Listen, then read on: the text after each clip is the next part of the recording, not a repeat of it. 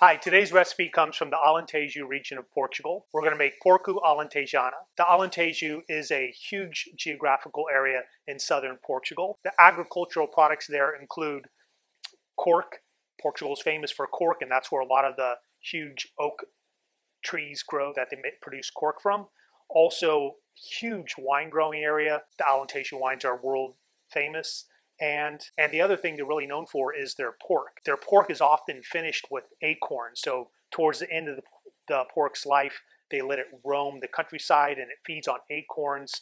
And this is very popular in Portugal and Spain. If you know Portugal and Spain, that area, they're crazy for ham and pork. And it's because when the pork is finished with acorns, it gives the meat a nutty flavor, and also the fat from the pork actually has a little bit of nutty flavor, and it's just some of the best pork you could buy. And also this dish includes clams. So there is some debate on the origin of this recipe, whether it's from the Algarve area of Portugal, which is all the way south by the water, because there's some people claim that the origin of this recipe is from that area by the ocean where they actually fed the pigs leftover seafood, and the pigs developed kind of like a seafood flavor in the meat, and then instead of fighting that, they added clams to it. So there's still no consensus on exactly where the recipe's from, but it is famous in that Alentejo region, and you'll see it throughout Portugal from the south to the north. So let's begin the recipe.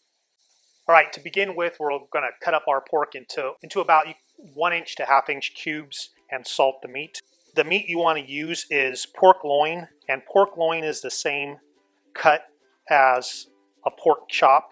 You could either, easiest thing is just to get a boneless pork chop, or if you're making this for a lot of people, you could buy a whole section of pork loin. It's always nice to pre-salt your meat, because if you give it about 10 minutes, the salt actually will penetrate the meat, give it a little better flavor. Next, we want to cook our potatoes. I have some small white potatoes. A waxy potato is probably best because you want it to hold up. So I'll salt my water, drop my potatoes in, and you want to cook these until they're easy to pierce with a fork.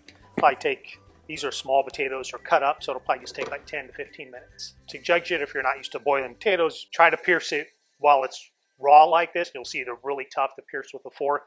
And then in about 10 minutes, test it to see if it's easily pierced with a fork. Julienne, which is long slices of red bell pepper. Chop up my onion. Chop up my cilantro. So everything's ready to go. Pork's chopped. We have our onions, bell peppers, our cilantro, chopped garlic, clams. I rinsed my clams twice. Clams, live in sand, so they often can be very dirty, and these kind of were. So you want to make sure to always rinse off your clams thoroughly.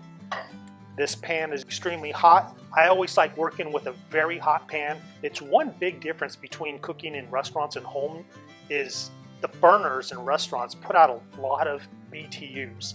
And because of that, you get nice browning on meat. Because in order to get meat brown, it needs to get to a temperature above 300 really quickly.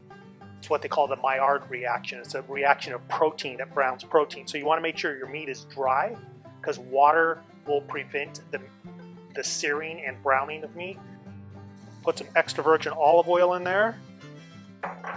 Dump in our pork loin. That already smells so good. Just the olive oil. I can smell the olive oil coming up off the pan. Can you see how almost immediately the pork is browning?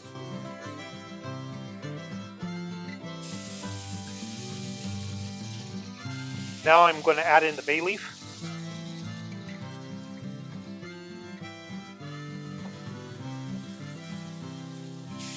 Now I'm going to add some black pepper and paprika.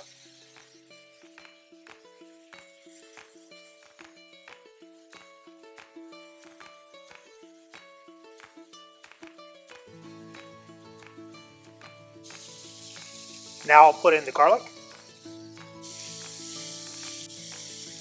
Okay, since I added in the pork, it's probably been about 7 minutes. Now I'm going to add in the clams.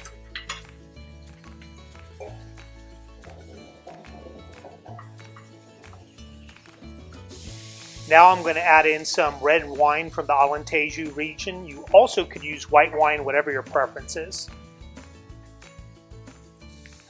Smells so good. Can't wait to dig in. Clams are one of my favorite things to eat. And basically, you know this dish is done whenever the clams are all opened up. They'll open up, they'll be cooked, they'll release a lot of flavor, and you'll be good to go. Some recipes too, it's an option where you can add in a little bit of tomato paste or pureed roasted bell pepper. It'll probably take about 5 to 10 minutes for the clams to open up. We'll finish the dish with more extra virgin Portuguese olive oil and cilantro. I cooked my potatoes for about 10 minutes, drained them, let them dry thoroughly, and I'm going to add them to the dish.